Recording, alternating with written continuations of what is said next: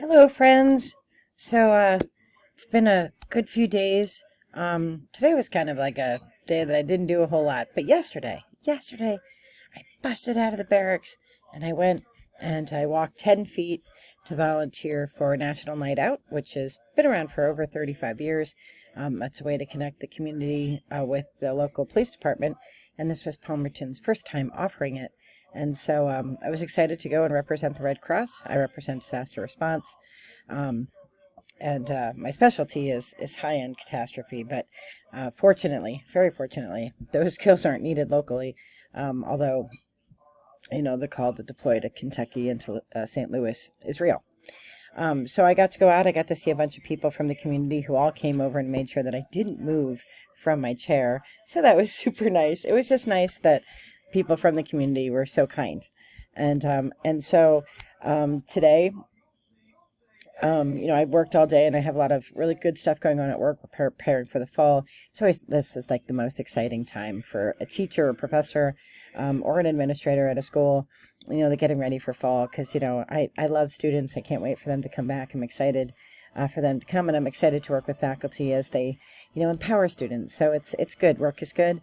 And I've been doing a journaling workshop this week with, what is their name? Can't remember the name, but I'll link it below. The Enchanted Sisters. That's it. And so it's been this great writing, and since I really can't do much but sit in this chair or sit in that chair, I've been doing a lot of journal writing and reflecting, and so that's been really good, and I'll link it below in case you want to do it yourself. And I've had so much time to watch YouTube these past few weeks while being laid up, and I've sort of come across like my favorite people who read tarot.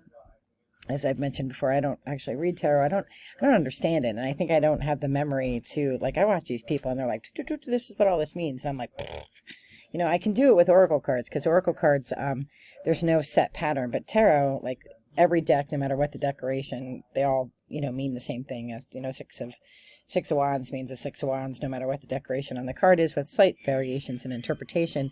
But the tarot cards are really the readers are really good, and they know these cards like in and out. And I never see myself knowing them that way. My favorite reader is Leslie Jones Tarot, which I will link below. And I get so much out of her readings. Sometimes they don't always apply, or everything in them doesn't apply to me, but anybody will say, take from it what sits with you, and discard what doesn't sit with you.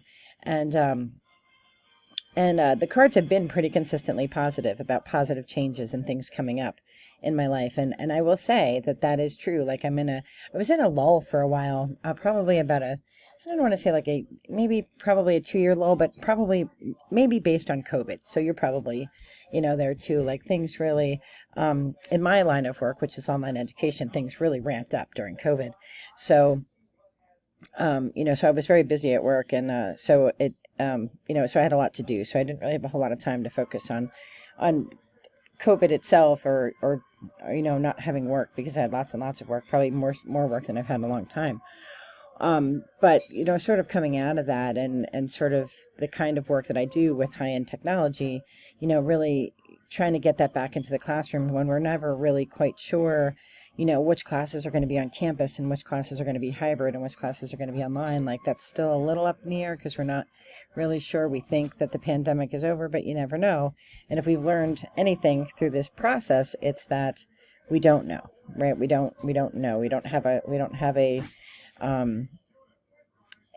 grasp on what could come or what might come. So that's kind of where things are now. There's going to be an interruption here in just a second. So 1 second, I'll be right back. There are constant interruptions in my house because it's filled with people. So that's a really good story. But I want to tie back to Leslie Jones. So her tarot card readings are great. I love her personality, for one. I mean, she's hysterical, and she records at like 5:30 in the morning, which makes me laugh every single time because I'm up at 5:30 in the morning. So the readings, and they touch on career and and life and relationships and all those things. And, the consistent message for the last few weeks has been about, really coming into a place of joy, but there's been struggle in the past, and that's certainly the truth, because I'm benched from my foot, but also, things that had to go away in my life in order to make room for really cool and exciting things that are happening. And so I'm asking you, like, what in your life, like, I don't read tarot, so I can't tie this to your zodiac sign or anything, but I think we can all say, like, there are people and situations in our life that we want to just get rid of, that we know deep in our heart, like, isn't serving our highest good, right? So what are those for you? Like, is it, a bad relationship, a bad friendship, a bad working relationship? People don't value you at work. People don't value you at home. What in your experience really just needs to go away in order for things to grow? And, it doesn't feel good to have a doctor scrape at a wound with a scalpel, but it's important that that dead skin be sloughed away so that new growth and new, healthy cells can grow. So, it's sort of a metaphor for all of life, because new things are coming in. Things that are joyful are coming in. I start law school. I registered for my classes today. Excuse me. Very excited about those classes. I've gotten, great warmth and love from the internet community, the Facebook community. So I have a lot of really cool stuff going on. I have really, like, new friends, adult friends who've come into my life who are just awesome, that I love spending time with. You know who you are, Pat. I just, I like, we chat during the day, like between work, things, and, like she's all into this one kind of card reading that I don't think I can pronounce correctly. And I'm all into, like, journaling and stuff like that. And so, like, my life has been filled with, like, good things. And so part of my pity party the other day was thinking, like, Wiccans, I'm not a witch. So in case that was I have nothing against witchcraft. I just happen not to be one. I'm not American. I'm not an American witch, which is Wiccan, and I'm not a, classical witch. I identify with other ancient Celtic practices, mostly aligned with what we know about the Druids. But they do, this thing called shadow work. I had no idea what that meant. And it's really just looking at the things in your life that were negative that you really should take a look at to examine how to grow from them. And so, I think that's a very interesting concept. And so the journal retreat that I'm on, we've been asked to do this shadow work and really think about the things that sort of impact how we see ourselves and how we see the world. And so, at some level, I think I want acceptance for my past, that, in a lot of different reasons, right? My own heritage, my own parentage, things like that, things that have come to light over the years that I didn't, know about, and just, things like that. So, whenever I see, like, I always feel like I need approval from the past. So if there are people from the past, I seem to think that their approval means more to me than, and honestly, like, I know my worth, right? And Spirit shows me my worth. Spirit has been consistent in my life, saying, like, these are your gifts. Here are your weaknesses, but here are your gifts. And so, it takes a lot of courage, I think, to step away from who you think people see you as, and champion how you want people to see you.